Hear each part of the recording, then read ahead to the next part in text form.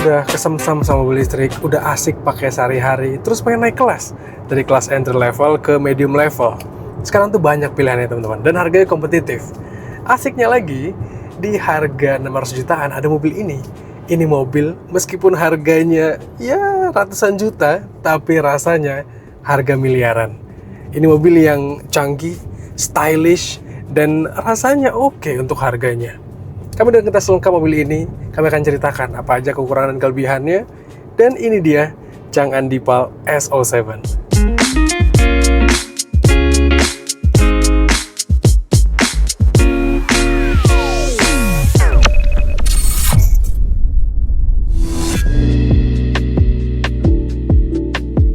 Chang'an membawa Deepal S07 ini bermain di kelas yang seru. Dengan bandrol yang sekarang dijual 619 jutaan, mobil ini praktis menyenggol BYD Sea Lion 7 Premium dan juga Xpeng G6 Pro di segmen SUV yang sama, dan dengan harga yang mirip-mirip. Tapi nggak kayak BYD yang menawarkan Sea Lion 7 dengan performanya, atau kayak Xpeng G6 yang canggihnya mentok, Chang'an justru menghadirkan Deepal S07 dengan pendekatan yang lebih stylish. Secara desain, jelas kelihatan kalau kita bandingkan mobil ini dengan G6-nya Xpeng atau dengan Sea Lion 7-nya BYD, kelihatan kalau Chang'an itu merancang Deepal ke arah yang berbeda nih. Mereka membuat mobil ini seakan tampilannya itu pengen agresif gitu kelihatannya. Pengen look-nya itu maskulin banget dan sporty. Kelihatan kalau muka mobil ini tuh kelihatan kayak orang marah gitu ya. Headlamp-nya meruncing tajam gini, dengan fog lamp yang kelihatan canggih.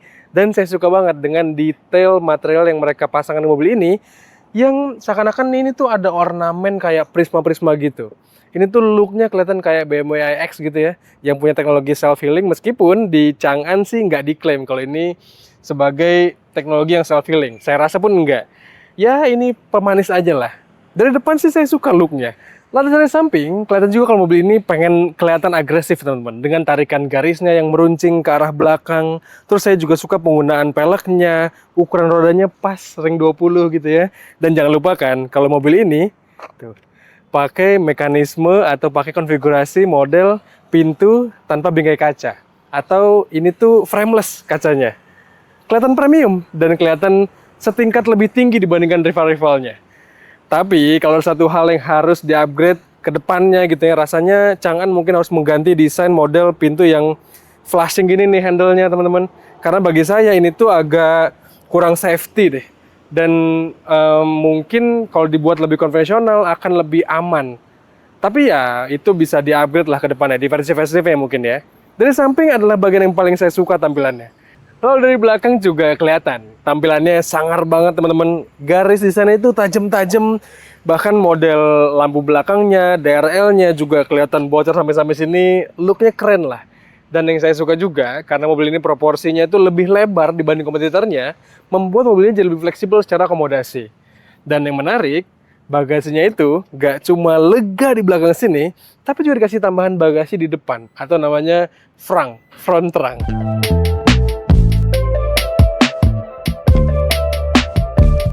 Jelas ini gestur yang menarik sekali. Sebagai mobil listrik murni, tentu bagian depan sini bisa dimanfaatkan sebagai ruang penyimpanan. Selain itu, jadi rapi juga kelihatannya kan? Nah, balik ke ruang bagasi belakang, meski model atapnya agak landai, tapi ini ruang yang cukup lega untuk menaruh banyak barang. Kami juga suka dengan akses yang mudah, dan jok belakang bisa dilipat untuk menambah ruang. Bicara soal jok belakang, jelas ini adalah ruang yang nyaman untuk dihuni penumpang dewasa. Ruang kaki lega, pun dengan ruang kepala. Ditambah nyaman juga dengan material jok yang berkualitas hingga fitur yang lengkap.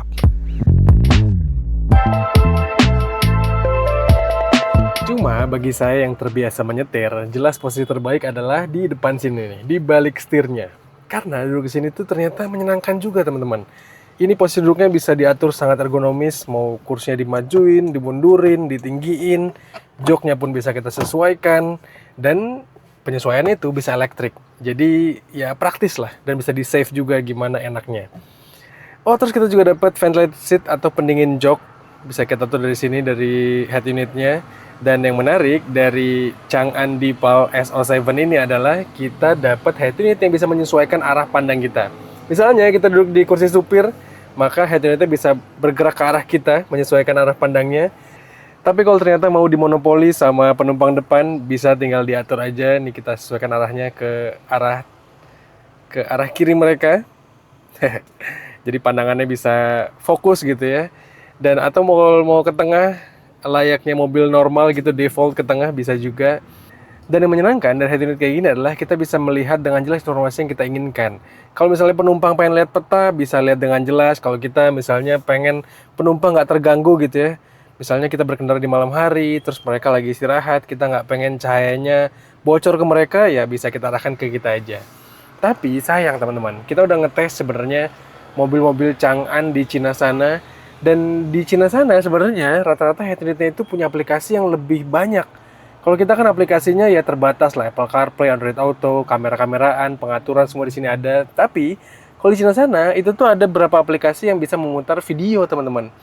Harusnya ya kalau Chang'an mau memberikan fitur itu ke Indonesia, ya menarik juga. Misalnya dikasih YouTube, Netflix atau dan lain sebagainya. Jadi kalau misalnya penumpang depan mau nonton, tinggal mereka arahkan aja ke arah mereka, ke arah kiri, maka mereka bisa nonton dengan fokus. Dan kita pun sebagai supir, ya nggak terdistraksi dengan layar yang dipenuhi dengan video-video gitu. Toh kalau kita mau lihat misalnya informasi soal kecepatan, informasi soal ADAS lainnya, bisa lihat dari AR atau tampilan dari head-up display-nya yang besar dan menarik banget.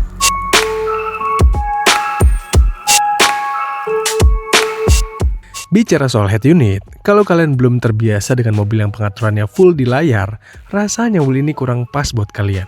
Karena segala pengaturan basic dipindahkan ke layarnya ini. Nih, misalnya kita mau melipat, membuka, sampai mengatur spion, mesti cari pengaturan di layar. Atau menggeser arah semburan AC pun juga ditaruh di layar. Bahkan yang ngeselin adalah kita nggak dapat tombol engine cut off. Ya sebenarnya untuk matiin mobil ini kita hanya tinggal keluar mobil dan kunci pintunya. Tapi kan orang konservatif kayak saya gini, rasanya biar yakin mesti tahu kalau mobilnya udah mati sebelum tinggalin parkiran, harus tahu banget kalau mobilnya mati. Jadi baiknya dikasih tombol kali ya. Anyway, fitur lain di mobil ini sih bikin feel premiumnya terasa banget. Kayak ini, arah semburan AC bisa model swing, jadi nggak direct kena tubuh. Terus audio sistemnya juga mantap. Terus ada built-in dashcam, jadi nggak perlu tambah aksesoris lagi. Bahkan ada kamera dalam kabinnya.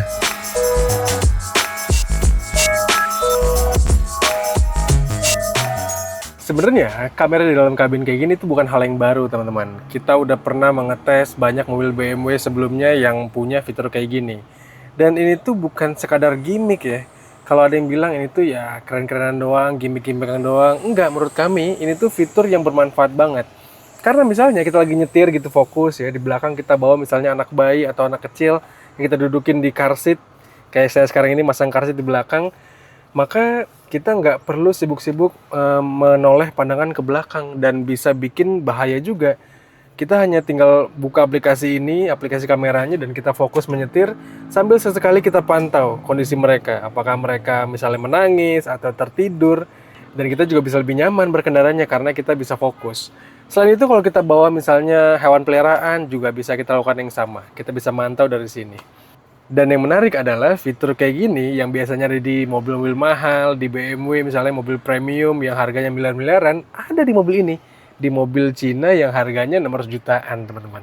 Dan sebenarnya kalau Chang'an pengen lebih explore fitur ini, bisa banget.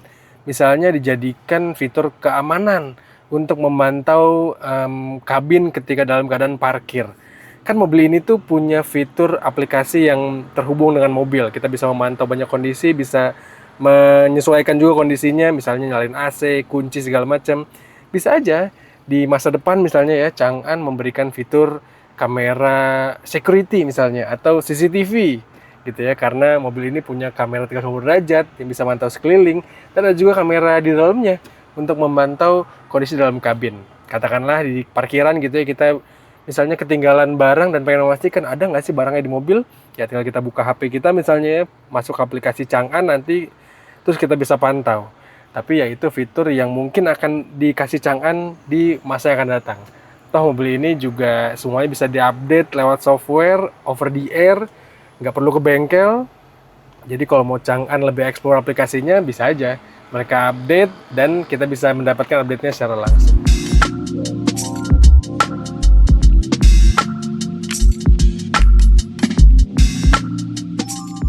Iya, Chang'an punya fitur remote interaction untuk kita mantau dan kondisikan mobil. Dan rasanya tinggal masalah waktu untuk mereka mengembangkan software tersebut biar lebih mantap lagi. Minimal bisa kayak Xpeng lah yang bisa maju mundurin mobil sampai parkir dari smartphone.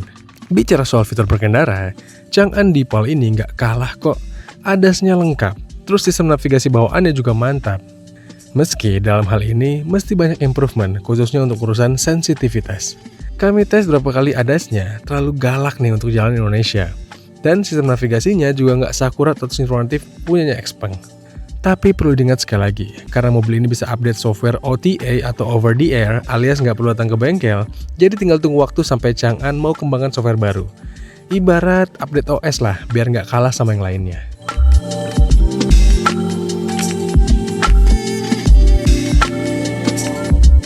Nah, kayak tadi saya sebutkan di awal, kalau mobil ini itu nggak kayak rivalnya. Misalnya BYD itu merancang si Lion 7 lebih ke performance oriented gitu ya. Xpeng merancang G6 seakan-akan itu tuh gadget berjalan atau teknologi oriented. Kalau ini tuh enggak, ini tuh bermain stylish aja teman-teman.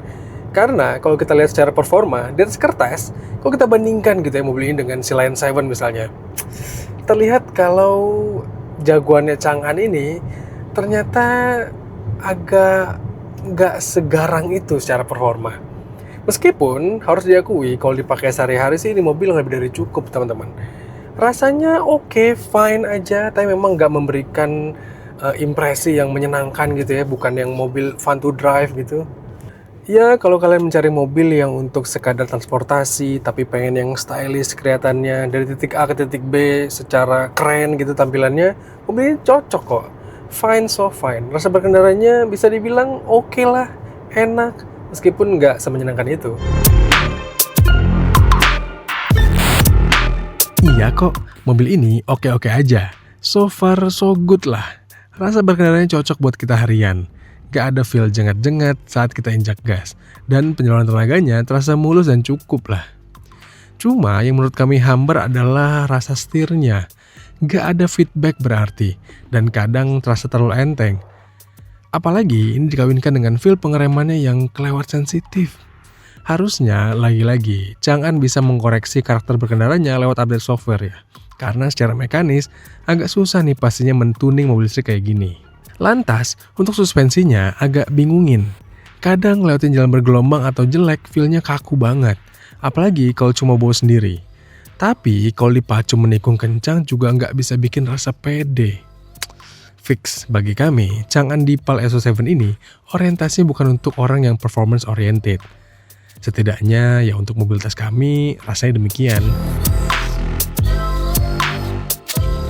Rasa berkendaranya oke lah. Itu tuh bukan jadi hal yang diandalkan banget bagi Chang'an Deepal SO7. Kalau kalian mencari rasa berkendara, mungkin masih ada mobil lain di kelas ini yang lebih menyenangkan.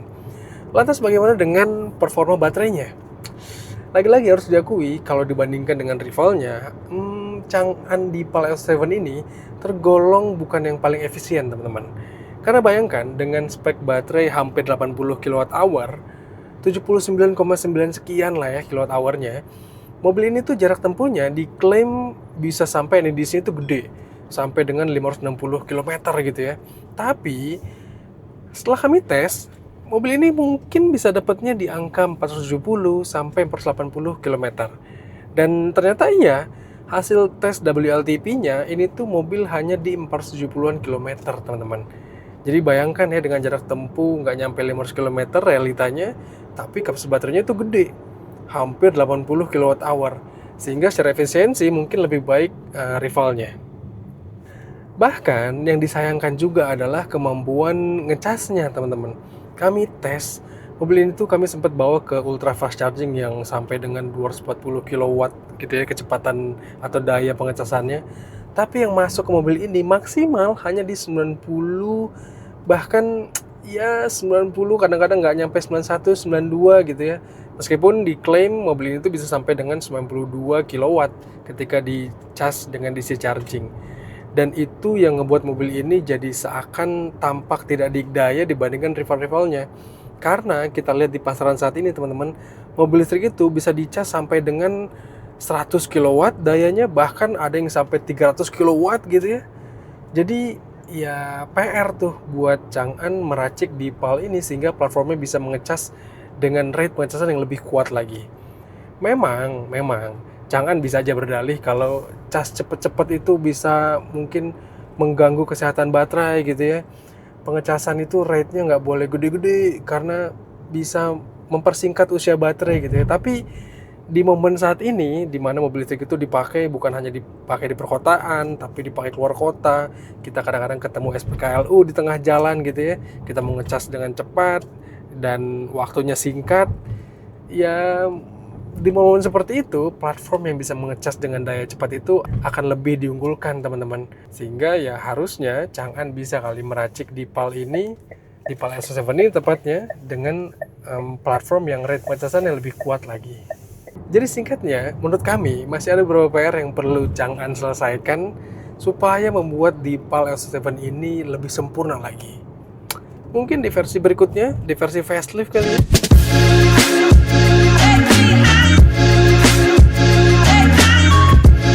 Kami sudah pernah mengunjungi pabrik Chang'an langsung di kota mereka di China. Melihat bagaimana keseriusan mereka mengembangkan produksi, rasanya bukan perkara sulit untuk mereka melakukan upgrade untuk menyempurnakan SUV andalan mereka ini. Cuma satu PR lagi yang cukup penting bagi mereka untuk bermain di Indonesia adalah soal membangun kepercayaan. Produk udah bagus gini, harga kompetitif, tinggal ditunjang dengan memperlebar sayap jaringan purna jual nggak sih? Selain itu, penting juga kan untuk mengenalkan produk ini ke lebih banyak calon pembelinya. Bagi kami, mobil ini menarik teman-teman, apalagi dengan aura mewahnya dan juga dengan potensi untuk di-upgrade softwarenya, serta harga jual yang sangat kompetitif. Dan jangan lupakan juga, kalau brand Chang'an ini di Cinanya itu sangat dihormati. Tapi menurut kalian apakah dengan harga 600 jutaan mobil ini layak dipertimbangkan?